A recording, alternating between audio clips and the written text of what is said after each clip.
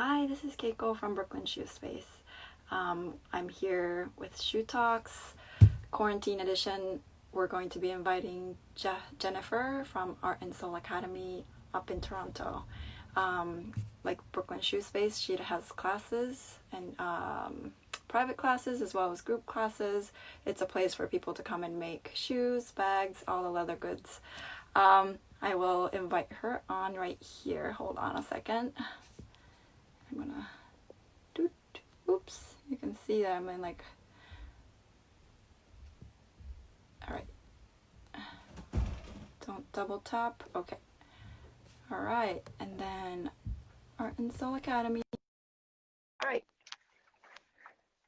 if you have any questions, please let us know. Hi, Jennifer. Hello, how are you? Good. Thanks for having me. This is so fun. Yeah, it is really fun. I would love to come see your space and everything. I've heard so much about you. There's some students that I think cross over. Absolutely. I know we have definitely a lot of students who have learned from you, then have come to Art and Soul and vice versa. And I think that's so cool. Yeah, it is really cool. How are you and how have you been quarantining? What has the lockdown affected you? Things have been good. Actually, a week before the lockdown, I moved from Toronto up north. So the studio has relocated to North Bay, Ontario. Okay. So that's 3 hours north of the city. Okay. So that move was kind of inspired by our rent being increased by 60% with very short notice. Wow. But I had also been toying with the idea of getting out of the city, looking for a bigger space. So the timing worked out quite well considering, but it has obviously delayed the opening of the new space. Right. Yeah, but it's given me lots of time to get organized and, you know, probably for the first time in my life, I've had time to just stop and think and restructure the business. For the past 6 years operating in Toronto, it's just been go, go, go. You know, being more reactive than proactive. Right. So it's been nice just to have this time to plan as, you know, difficult as it is financially, creatively, it's kind of nice to have that space. And time. Yeah, that's great. And so you moved. Wow, that's crazy. But show us your space if possible. Is this a space that you are in now? Is the new space? The new space. So I was really lucky. I had been paying a holding fee since January on this new space. So the move was in the works. And we have a storefront for the first time. Before we were in a commercial loft building. It was a beautiful space, but it was just one big open room. So I'll give you a little tour. I'm in my office desk space right now. Okay. You can see we've got a little background. Yeah, it's so cute. I'll just have such a beautiful space, like in the photos, in the Instagram photos I see, like it's like all white, all clean, organized. I try. I think it's an illusion. So I'm just going to flip this so you can kind of, there we go. Ooh. So this is the entrance. Nice. And then now we have space to kind of display projects that are possible to make in the studio in our workshops. Yeah. Maybe eventually start selling stuff too. Yeah. Nice. You know, it's kind of ironic to finally get a storefront and people not be able to come in. Right. We've got a nice little lounge area here. Nice. With lots of inspiration, shoe, books, magazines, you name it. Yeah. And then we'll enter into the studio space. So it's so nice to have this division. Yeah. We've got all the tools organized. And they will be labeled. Okay. Wow. All the notions and hardware and stuff go in those drawers. Yeah. And then... Oh, the mirror makes the place look really big too. Oh, yeah. It's definitely nice just to make it feel more spacious. Yeah, your skyver. And then we've got a nice little hallway, little nook here for all the leather. Ooh. I love how you hang it Oh, well, nice. yeah. So I used to just have it in rolls and Mm-hmm. kind of it's in bins. And then now Yeah. I finally can display it and Yeah. see what I have. Yeah. And then in that closet there, that's where we keep all our sewing and, you know, components. Yeah. Yep, you got it. And then over here you can see, wow, this is our Bernina wall, I guess. So a lot of people are surprised that you can sew leather with domestic sewing machines, but right. A few little tips and tricks, you know, with the right needle and presser foot, we can kind of achieve a lot on these babies. Yeah. We do have, so we have a nice big table here. Nice. And then over in the far corner is our post bed. Uh-huh. So before the move, we had a ton of industrial equipment. We had a lot of, you know, 4 straight stitch machines that were industrial, and I just got rid of all of them. I find most people who are coming to the studio are new to sewing and all that fun stuff. And you don't need it, you know? Yeah. And then all of our lasts, well, these are some of them. Yeah, yeah. We've got hanging kind of by size, or they should be. And then the secret to the cleanliness is under here. We've got I'm a stasher, so I'm not really a neat freak, but I know how to stash. That's amazing. And then through this door, we have our kitchen. It's gorgeous. You have so much space. So much space. Wow. And I'm paying, the ironic thing is I'm paying 60% less now. What? So, yeah, because North Bay, you know, small town. Yeah. And it's my favorite part, even though it's the, like, dungy room. We finally have, like, a workshop section. And there's a door. Dusty things?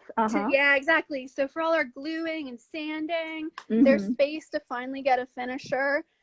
We've always just used the simple belt sander, which I tucked down there and just took it out when we needed it. But now we have room just for all of our goodies. And that is great. Yeah. So starting to feel like home. Yeah. It's just kind of fun to organize, right? And it's the perfect time just to get set up and purge so that you moved to your home as well, right? So it's moving the home and the shoes. It's hard. Exactly. The studio is almost harder than the home sometimes, I feel like. Well, yeah. Oh my gosh. Well, so you much know, right? stuff. You just experienced your move, and it's so much work. You don't realize how much you accumulate over the years. Yeah. And you're it's like, insane. I can use this. I can use a little bit of this. You know, there's so much like scrappy pieces, you know, that you're like, am I really going to use it? Yeah, exactly. You never want to throw things out, because the minute you throw them out, you're going to need it. You're going to need it. Exactly. Well, and you know, and that type of thinking has kind of saved me right now, because I usually just buy supplies as I need them when I know the numbers of classes, you know, I'm not doing production. Right. So before the move, I pretty much used up everything. Nice. Just to time it out, and then had planned to replenish once we open up again. So I haven't really I don't have a lot of stuff to play with right now, but I've been doing a lot of upcycling. So I've been taking shoes, taking them apart, using the heels, and just revamping what I have in the closet and in the studio. So it's been fun. Yeah. Take it as a design challenge, right? Absolutely. That's great. Absolutely. Yeah. Tell us a little bit about like yourself and like how you started shoemaking as well as designing. I think you were designing as well in the industry. So, I started out as a footwear designer before I had ever made a pair of shoes. I initially studied fashion design at Ryerson in Toronto, and I was specializing in evening wear at the time. That was my true love, passion, what I always wanted to do. But in Canada, there's a small market for that type of product, and there's not really a lot of places to wear stuff like that. Unless you get into bridal. So when I was applying for jobs out of school, I applied for an illustrator position with Aldo. And Aldo's based in Montreal. So I was hired as a footwear illustrator for them. and it was kind of a right place, right time situation. 2 months or so after I was hired, they were restructuring the whole company. So they used to just do product development, and they wanted to implement an in-house design department. So I was one of the first in-house designers ever hired. That's great. And learned on the job. Okay. Yeah, so I'd go in, my heart would be pounding, kind of figuring everything out. You know, being trained as an apparel designer is very different than footwear. But I just kind of went in every day and applied the same elements of design, and would go home and do my homework and kind of take it as it was thrown my way. So eventually they started sending me to China, overseas, to work with the factories. And that's where I was able to work with the technicians. And they were the most lovely gentlemen from Italy, Brazil, you name it, had been in the industry for 50 years. And we're just a wealth of knowledge. And I'm so grateful for them, you know, actually sharing their knowledge. In Canada at the time, there was no Art and Soul, there was no Brooklyn shoe space. It was impossible to learn the craft. And I felt really insecure about designing, having never made a pair of shoes, because I had sewn my whole life. I knew how to pattern draft apparel and had been sewing since I was 6 years old. So I felt really confident in that department. But with shoes, I felt, you know, that imposter syndrome. Things were working out design-wise, but at that time, companies would overdevelop. You would design hundreds of shoes to get a 50-piece collection. So I also didn't really feel good about that. I felt like there was a lot of waste happening. After Aldo, I moved to New York and designed for a company called Pour la Victoire. They were a French-inspired, New York-based company, and we produced in Brazil, and then eventually shifted production over to China once again. But that was more my aesthetic in terms of designing. I'm a very different designer in terms of aesthetic than shoemaker. I'm much more practical when I'm a shoemaker, because I know how much work things are. And when I make shoes myself, to be honest, I make the most simple things. But you're designing the high heels and elaborate ones. You know how much work it's gonna be, and you're like, I don't have time for that. As much as I would love to. So when I was in New York, I mean, there's just an energy that you feel. Everybody has a side hustle. You know, it's not this, are you sure? It's like, yeah, of course you're gonna, if you want to start that business up, go for it. I just, the mentality was so inspiring. And the resources available at your fingertips. Incredible. So that was finally when I took the opportunity to find some shoemakers to teach me. So when I was in the factory, I was just helping out, and I would stay late and just work in the sample room. But they weren't for me, and I didn't really do anything from start to finish.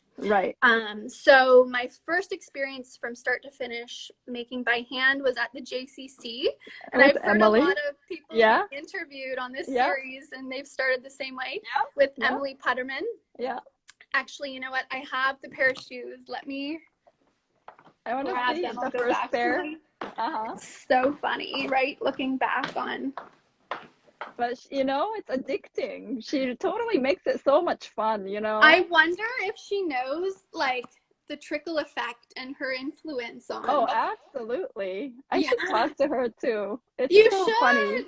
I wanted to reach out and just, kind of touch base and say thank you. Here they are. Ooh, fun. So funny. Is it fabric? It is. So, you know what? I'm that student that I dread who comes into my studio. Tell me about it. You know the students. I'm the same way. And you're the same student? Yeah. And I think that's why I'm so lenient with my teaching style, because I get it. I know that's like, it's so much work. You want to at least try and make something that you're going to wear and that suits your personality. So sometimes people choose something a little too advanced or you know, I try and kind of compromise. Sometimes I have to be the creative police. Yeah. But I try and, you know, work with them because I know how exciting it is. Like Yeah. for this pair, Emily said, no fabric, no this, no that. I'm like, okay. I'm doing it what anyway. did I come up with? So That's cute. that was my first pair, caught the shoemaking bug. And I realized that was kind of what I was missing, was that hands-on experience. Designing for a company, you know, is really satisfying. Your product comes out perfect from the factory. But I'm a maker at heart. I am a designer, but I love following through from start to finish with the process.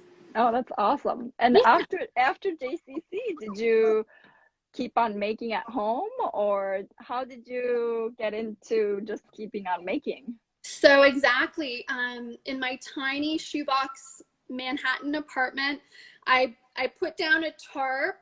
I bought a Dremel and the glue required at Kaufman's when they used to be on the Lower East Side. That used to be my Saturday morning ritual. I would bike down to go gather my supplies. And on the side of designing, this was kind of my little secret that I was making. But at that point, it was never to start up Art and Soul. That came way later. It was more just to feel more confident as a designer and kind of know the construction. Absolutely. And then communicate. Once I learned, you know, even the basic terminology and the proper constructions, I thought back to, I feel so bad for how I treated factories, right? Designers get so frustrated with the technicians, and half the time, like, you're your own enemy, worst enemy. We're sending them crazy stuff with zero understanding of, you know, the construction. How they're made. Absolutely. So I think it's key. It actually really surprises me that most companies don't implement that training, you know, as like a requirement. Yeah. But it's difficult. Right now there's more places and more facilities that you can learn from. At the time they just said, design's good enough, we'll take you and we'll shape you. Oh, that's so great. So what was the inspiration behind Art and Soul Academy after that? I know your journey still continues, but it does. Yeah. It's a wild journey. So after New York, I just really needed a break from the industry. I wasn't in love with fast fashion. I didn't know what my alternatives were, so I just needed to take a bit of a pause. So I went and I volunteered in Peru. So I went and worked with this organization called Awamaki.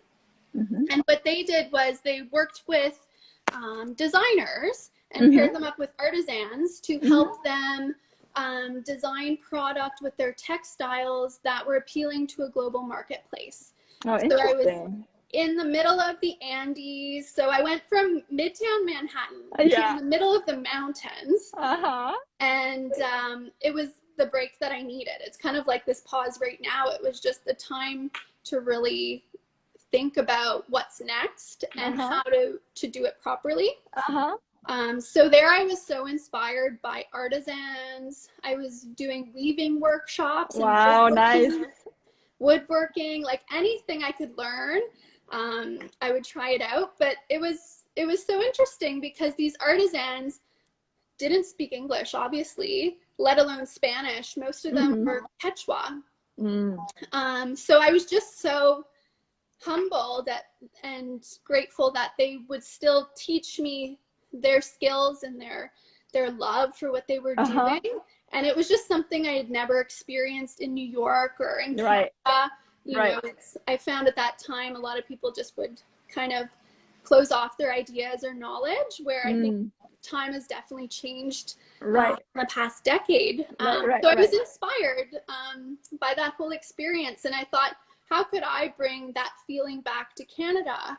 And that kind of, I started linking shoe design, the fact that I really missed the good old days in school. I used to work in the labs all into the wee hours of the night, and just bringing people together. Because designing can be really lonely in a way, where you're always in your head and you're always designing a year and a half in advance.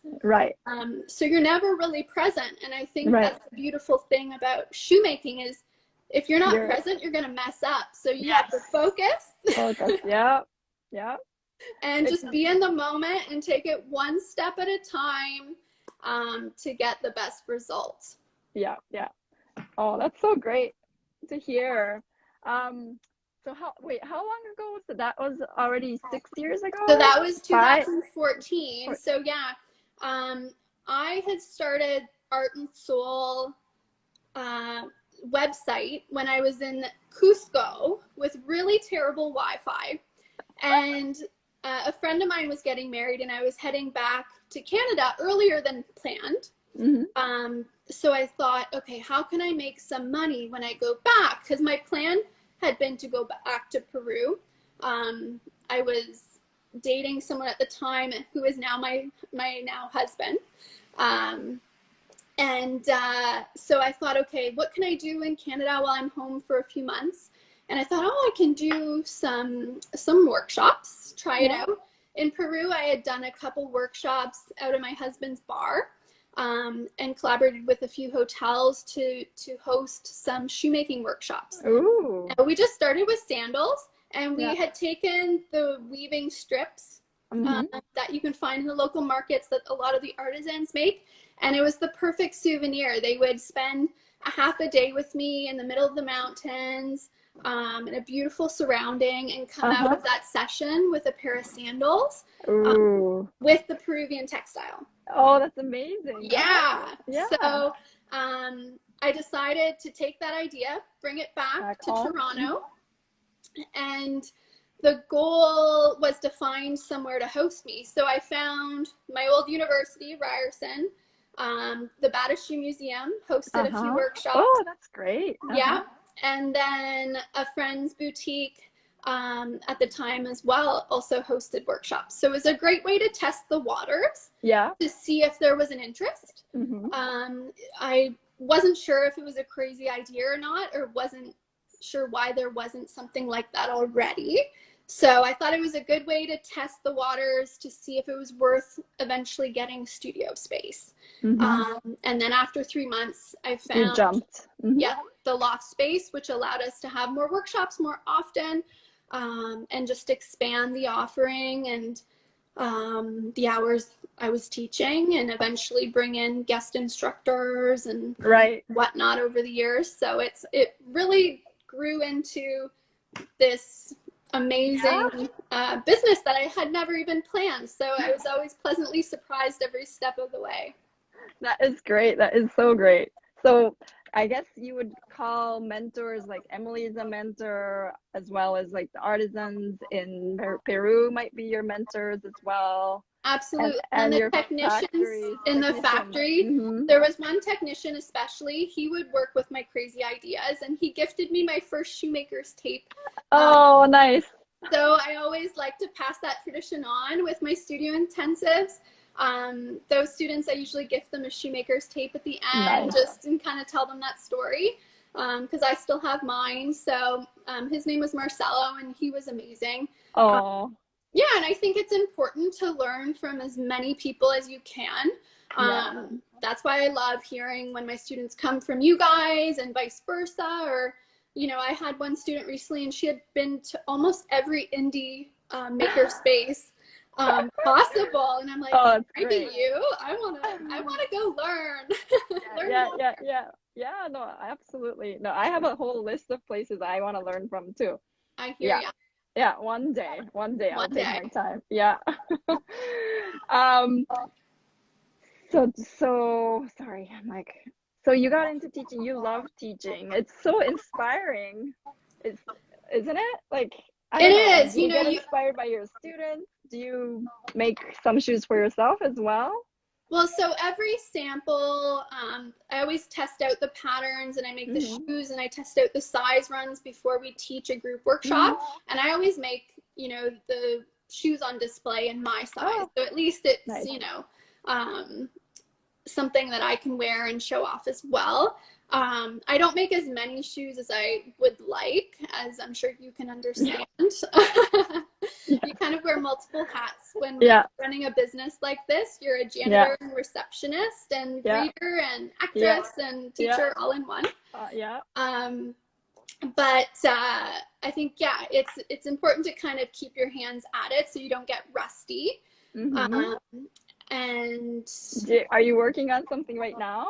oh, I have so many like little bits and bops. I'm famous for only making a half a pair because my brain works really quick, and I'm usually like over it by the time I'm midway. Or I'll get it started when students don't need my help, and then things get busy, and then they just get, put to the side. So right now what I've been doing, and I just started a blog on our website for something to do and to feature some of our students. So I'm going to start also featuring some upcycling projects I've been doing. I would love to see it. I've been basically just shopping my closet and kind of asking the question, why don't I wear this? And then come up with a few reasons and see if I can fix it myself. So I've been doing that just for fun. Great. In addition to just planning what the future looks like for the studio, just to keep being busy and creative. Yeah. Would you do something differently after Corona? Do you think after the lockdown is over, would you do online courses as well? So with the move, it was a difficult decision to move back in March because I had built such an awesome clientele base in Toronto. Toronto is central and the biggest city in Canada, so it's a large pool to pull students from. So the plan was always to kind of digitize all of the in-person content. Having moved to North Bay. North Bay is a city of 50,000. It's a beautiful city. So the plan was to also do retreats, which will definitely happen at some point because we have 2 lakes and it's just really lovely. It's a nice escape from the city for sure. But for those who can't travel 3 hours north of Toronto, in the next few months, I hope, this is all so new to me. I mean, I'm definitely a shoemaker and not a tech expert. So I'm learning how to do, like, this is my first IGLIVE. I've never done this before. I'm learning how to film content and hoping to package things up so that certain workshops that I'll never teach in person again will at least have a place online for those who have never experienced them. And then try and make it a little more accessible in terms of components. That's always been the biggest hurdle in Canada. Well, anywhere really. Us too. To get the supplies, or to have the funds to purchase the large order to be able to offer a new last or to get the fancy new tool or whatnot. So that's always been a constant struggle, and it will always be. So it's just figuring out what priorities to bite on. Literally, I think it's just you. I mean, me too.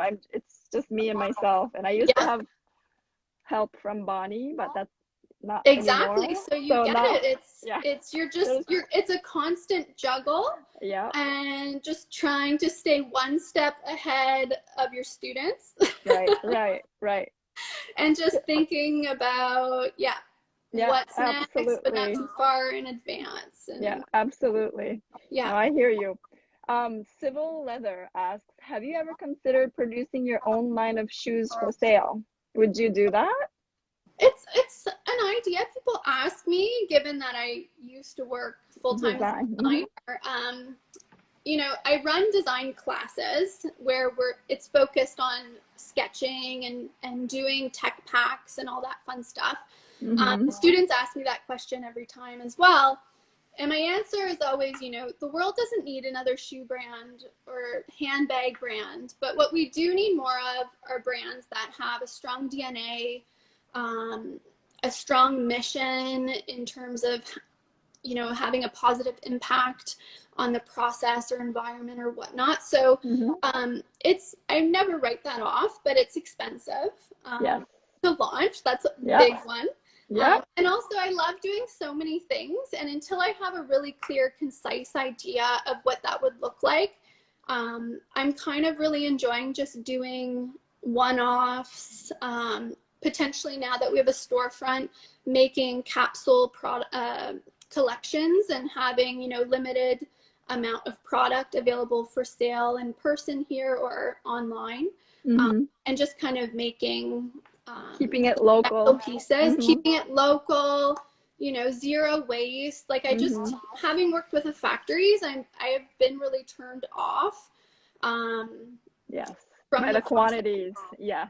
And just the type of materials and the chemicals. And, you know, this break has actually been much needed. The glue is definitely making me pretty loopy.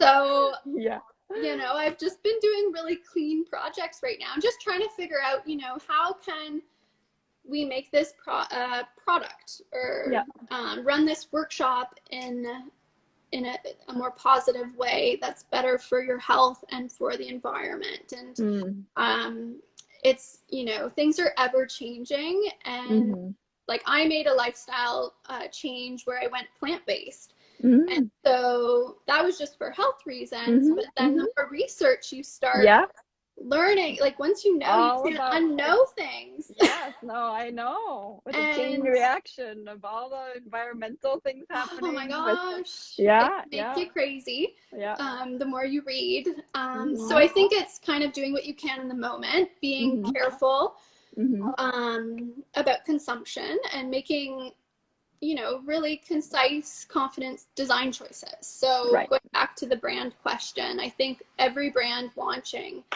needs to keep that in mind, because we don't need another, you know, frilly fast fashion company. We need something that really tells us conscious, and that does them good.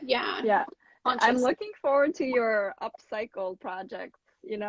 I'm curious what materials you used. And well, you know what, I've just been like, when I first started, because I had like an embarrassingly low amount of money when I started Art and Soul. So I went to thrift shops and I bought leather jackets and different things because the full hides were too expensive. And that's always been a recurring theme in the studio, is to tell students who don't feel comfortable buying raw hides to go in your closet first, see what you can cut up. So that sort of thing. And then just trying to see if like some found materials can be useful in a certain way. So I'm when I'm purging, I usually kind of think twice or look twice at something before I decide to donate it, or like, can I use it for your project, right? Which kind of creates a hoarding problem, but you know, what can we do? What can you do? It's H Crips Custom asked, what is your favorite material to use? Ooh, I mean, we use everything in the studio. If it was up to me for personal projects, I'm such a sucker for beading and lace, and I think that just goes back to when I used to do apparel, really elegant materials, some really, you know, luxurious fabrics. I love mixing fabric with leather. When possible, I try and use all vegetable tan leather. Or the leather we use in the workshops. In Toronto, I was working with upholstery companies. You know, when they're creating chairs or couch, if they have a small gouge, they can't use that piece. But you could get 20 pairs of shoes out of it. Leather piece. So in terms of that, I just take anything that comes my way. That I could get for a low cost or for free. No, that's great. Make it work. So make it I like to mix materials. Yes, absolutely. Have you tried any of the vegan materials?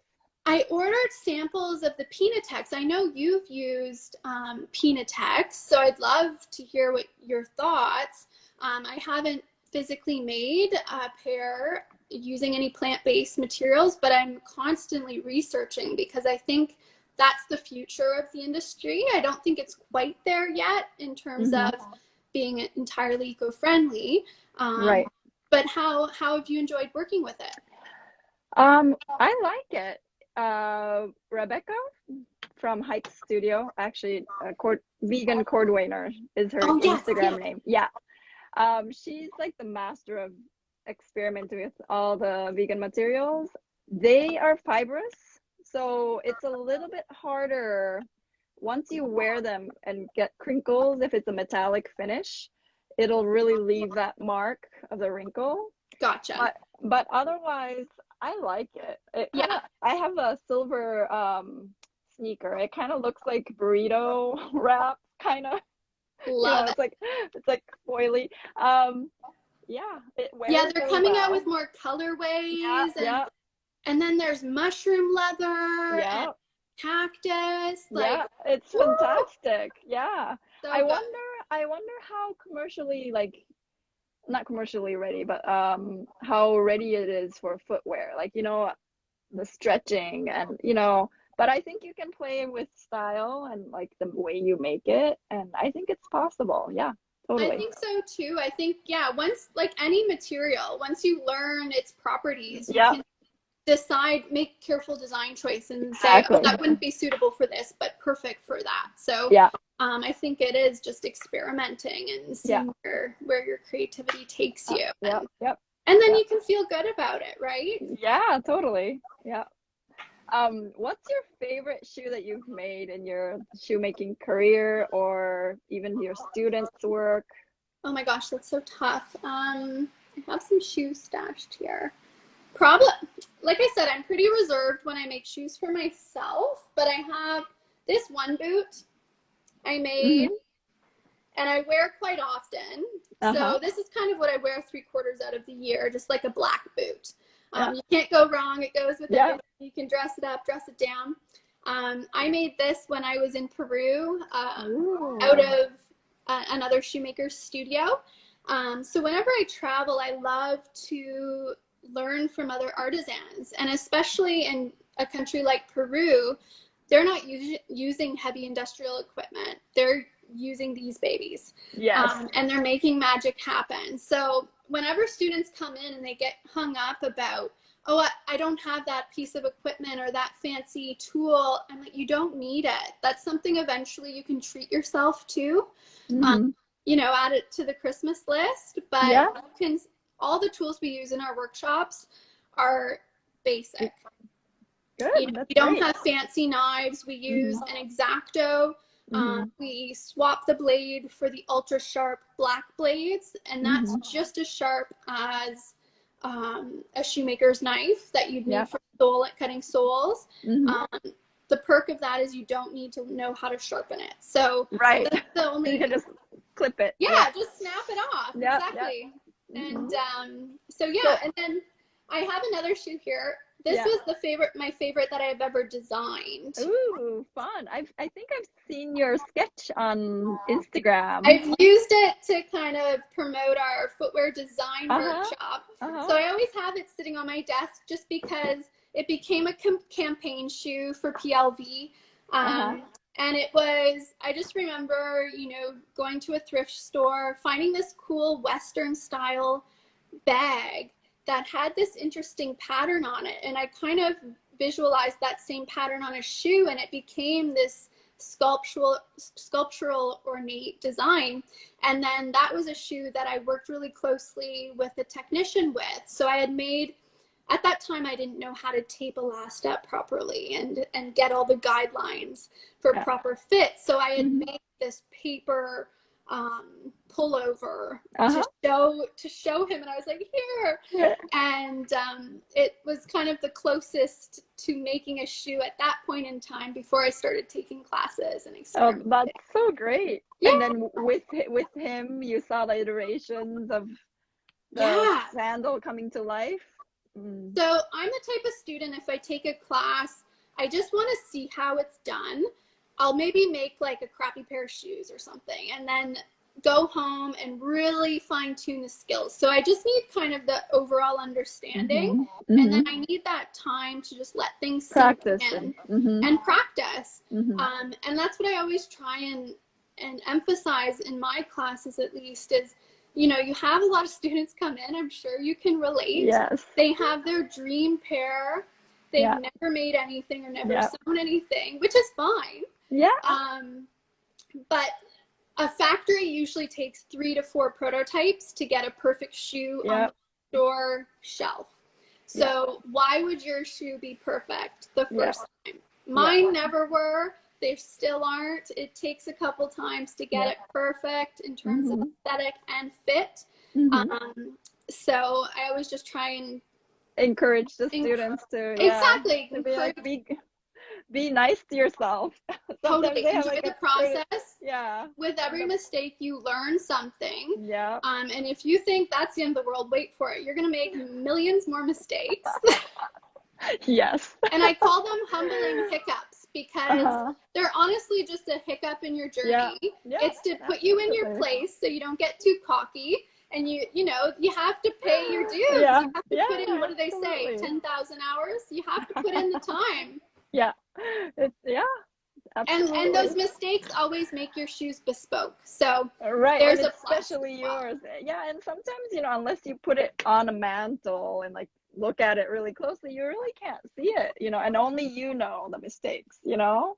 I always tell people to go home after their first class. I'm like, okay, homework is to go into your closet and you're going to realize that the factory produced shoes that you've purchased are not perfect. The little blip in your stitching is also on that shoe you bought for $250 or maybe even $800.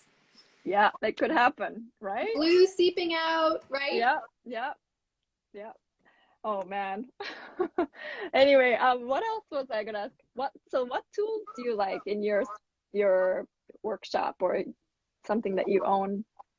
Ooh. So yeah, like our post bed works like a charm. It's where we do all of like more of our boot making or sneaker making. But I think you saw in the promo photo that we had posted before the talk, I really love, I'm going to flip the camera again. I really love this patcher. Yeah. It's really beautiful. Yeah. She's a beauty, and she was found in an old farmhouse. Wow. And then refurbished. Just outside of North Bay, actually. And then I had brought it to Toronto, and then she's now back in North Bay. So nice. A lot of students really like this machine because it's manual, right? You have that pedal, and you're just going stitch by stitch. Yeah. So I think that's a really great option for our nervous sewers. Right. Because they can literally walk the foot one at a time. And just take their time. Yeah. Oh, that's so great. So, okay. So do the students also learn how to thread everything, or do you kind of set it up for them? I try. So it just depends on what type of workshop they've signed up for. We always do a shoemaking 101. And that's where everybody gets to test out the equipment, and I do demos.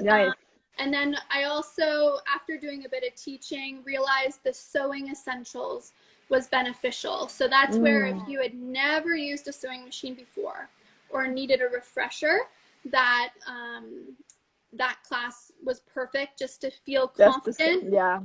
To get that extra practice. In that class, we used to make workshop aprons, drawstring bags. Oh, nice. Oh, that's just a good something idea. Useful but easy, and also a project that you don't feel too precious about. Right. That if you mess up a little bit, who cares? It's just an apron. And you can finish in like one sit down. Exactly. So we would do 3.5-hour class. By the end, everyone would feel pretty confident sewing. And I always tell people asking, you know, what workshop should I start with? I would always say, if you've never sewn, trust me, your future shoes will thank you if you take the class. Because once you come, like I remember my first shoe, I was so excited. I took, you know, it very seriously, and I wanted them to be perfect. They didn't end up being perfect, but I just still remember that feeling. So I think if you are coming in with high expectations of, it's definitely worth that little bit of practice. So if you have a machine at home, dust it off, just grab scraps of leather and just experiment with the different thicknesses. In a way, I find leather sometimes a bit easier to sew with than fabric, because you know you can leave things raw edge. But the thickness is what really gets people a lot of the time, just learning how to feed it through properly. especially when you're using a domestic machine. Yeah. I love the clogs that you make too in your, is it an intro class? Like so that's a beginner workshop. Mm-hmm. That's probably my most favorite to teach because it's an instant gratification. The base is already made for you.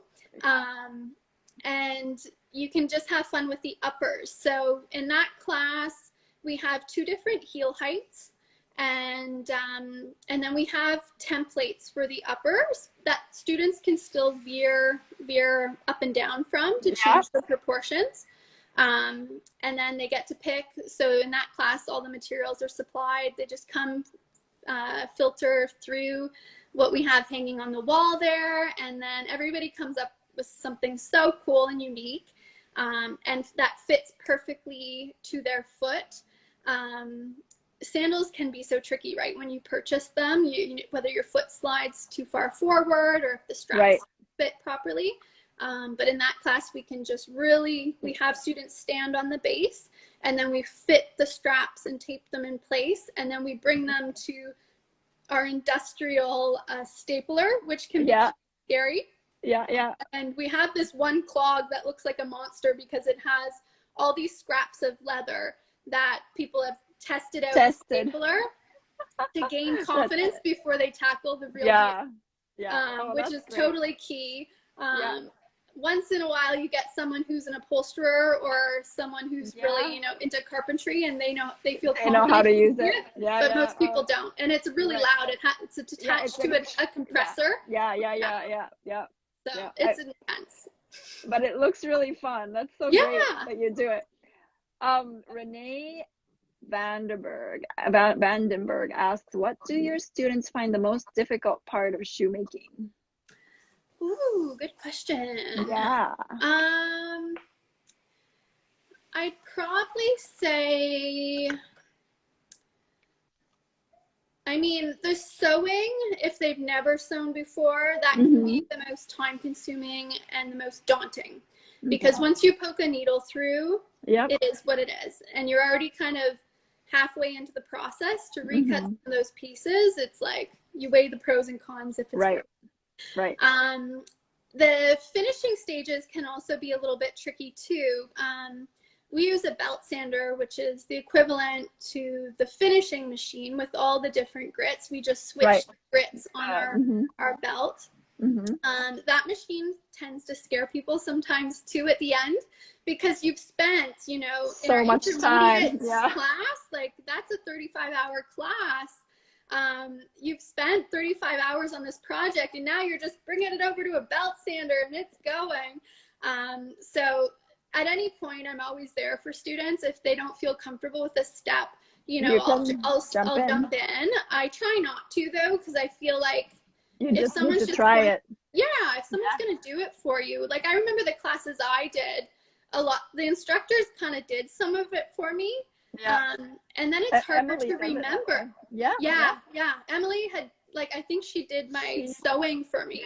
And I was like, I've been sewing my whole life. I can do it. But just from her experience, she knows that a lot of people aren't. And I think she had an industrial machine too. So I just let her do it. I was like, okay. And then at the end, we didn't even do the soling or attach the heel. We had to bring it to a shoe repair. Did you make heels with her? Yeah, I did. So I also, when I ran the workshops, I wanted to make sure that someone from start to finish. Exactly. Even if you don't do it perfectly, at least you learn A to Z. And you go home and practice. I agree. And I use tools that you can find at Home Depot or here, Canadian Tire. And there's no excuse. You just need to practice and probably mess up and scuff a few toes or heels, and then eventually you'll be a pro. I agree. What if you have unlimited resources and the time in the world, what shoes would you make and for whom? What a dreamy question. You know what, I'd probably do more of like an installation. I've really been artwork. Yeah, I've really been craving just experimenting with proportions, not necessarily making anything wearable. I mean, I guess the closest person who could wear what I'm dreaming of is Lady Gaga or something. Right. But something really extreme, and maybe do an exhibit of some sort, as opposed to making a cool pair of shoes for someone specific. I've always wanted, I think I consider myself more of an artist, but I've trained myself to be a designer and now entrepreneur, just with the reality of having to make money. Yeah. But I would love to just at some point carve out some time and create a body of work using shoes as a vehicle to express some sort of thing. So who knows, maybe. Yeah, who knows? And I have a beautiful space. storefront window now, So and I don't know what to do with it. Ooh. So it might be my new creative outlet / procrastination tool. Don't call it procrastination tool, No. but I think it could be like a window display piece, artwork. To create works of art and then have that be kind of what draws people in, and then what happens inside maybe is a bit more practical, but definitely have a beautiful platform to play with, and it's just been sitting empty. You know, with Corona, I haven't been able to get a sign developed yet, or really go out and buy the last few things that I need to complete the shop.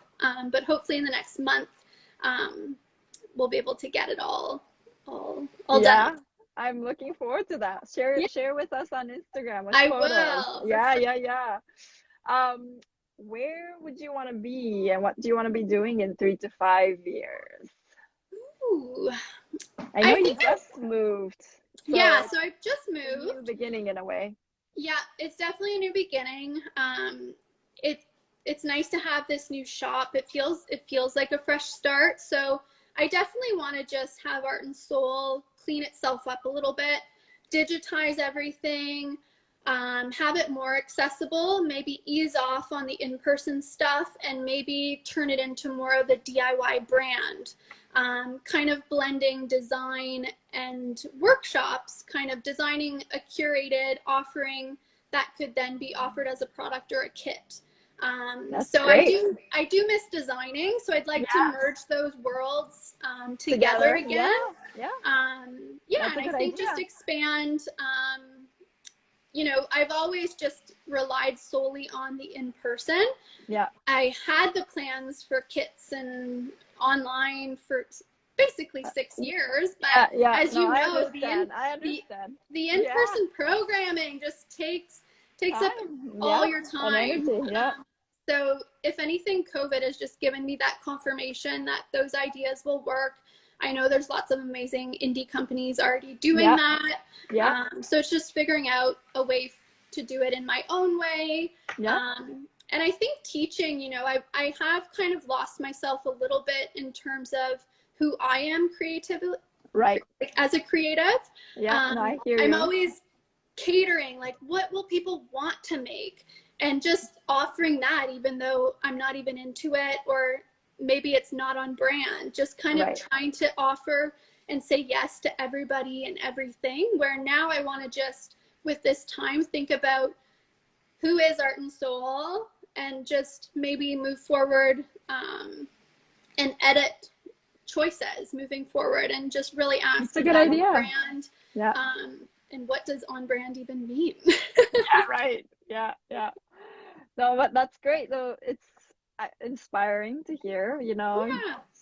I think you have so much talent, multi-talented in a way, so keep on putting it all together and bring it to life. I think we're so lucky, right? Just being creatives during this time, like, we're never bored, right? There's always a to-do list. I'm sure you can relate. Yes, absolutely. Someone asked do you draw your designs and ideas first? Before, not directly onto the left. You know what? Probably going back to your question about tools, I love sketchbooks. I love the concept stage. I love making mood boards. I love kind of creating a world and really feeling it before I start a project. And that way I feel like it has a story, Yeah. or a reason for existing, as opposed to just making a cool shoe. Yeah.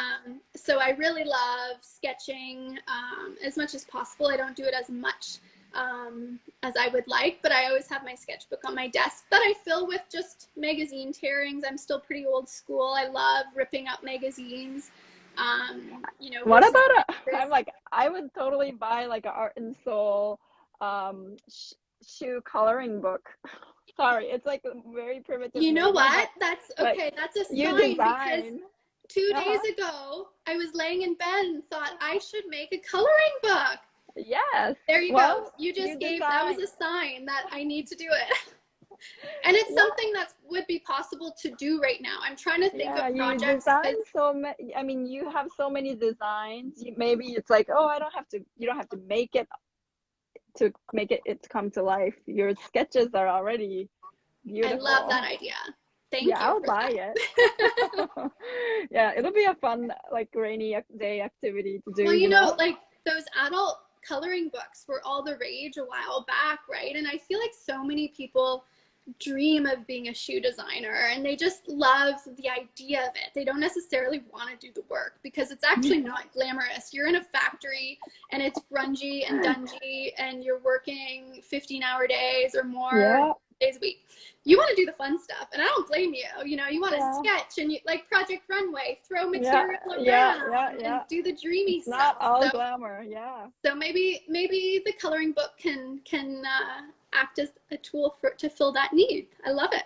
Yeah, I think so. I mean, you have like a sketching style, and you know, I don't know. I'm excited about this idea. It's not already. I don't know. Sorry. Like, I love it. It would kind of be cool to. I'm just brainstorming right now to get a bunch of designers on board and then have like a compilation of. That's a fun idea. Yeah. My style's always changing, and like I usually get sick of my own stuff, and I always love other people's doodles, and I just love looking through someone's sketchbook. It's like a little snapshot into someone's brain. Yeah. And I think that's an exciting idea. We're onto something, Keiko. We need to collaborate. And you have all these designer friends, probably from the industry, that you keep in touch with, and why not? I think why not? You should do it. Something to do. All right. Well, anyway, it's the Instagram Live has like a 60-minute cutoff. It's already been 60 minutes. Wow, time flies. I know, right? What else? Any questions? Oh yeah. Do you take private prototyping clients? I have. So I started doing studio intensives, and those were for students either looking to build a prototype or looking to experience the process before launching and working with a factory. In the past, I've worked as a consultant and have done the odd prototype here or there, but mostly that work has entailed the design side of things and the tech packs and how to work with a factory. So usually I don't have time to do prototyping. But depending on how I restructure the business, maybe that'll be a service. But at the moment, it's more just consult advice for people entering, and then the classes. Yeah. All right. Cool. Thank you so much for taking your time this afternoon and sharing your beautiful space and sharing your secrets to keeping your space clean. I need to find like a nook or like under the table situation. You need nooks to stash. That's the key. But I feel like I would never see it. This has been so inspiring. I've tuned in almost every day because I'm in this new space all alone. It's been such a nice way to feel connected, and then also just discover new makers. And so I really applaud you for putting this together. And I've always admired you for building the network. I've always wanted to come meet you, and I've never had enough time in New York to come visit the studio. Now that we're miles away, I know, but we'll have to connect at some point. Yeah, and I really think I'll come to the Bata Museum. So please do. We'll plan something. Like I said, I'm only 3 hours away now. But that, for North Bay people, that's a day trip. So Alright. We'll meet up. We'll go to the Bata Museum and we'll do all Talk things shoes. creative and shoes. We'll talk shoes. Sounds good. All right. Thanks so much. Bye. All right. Bye.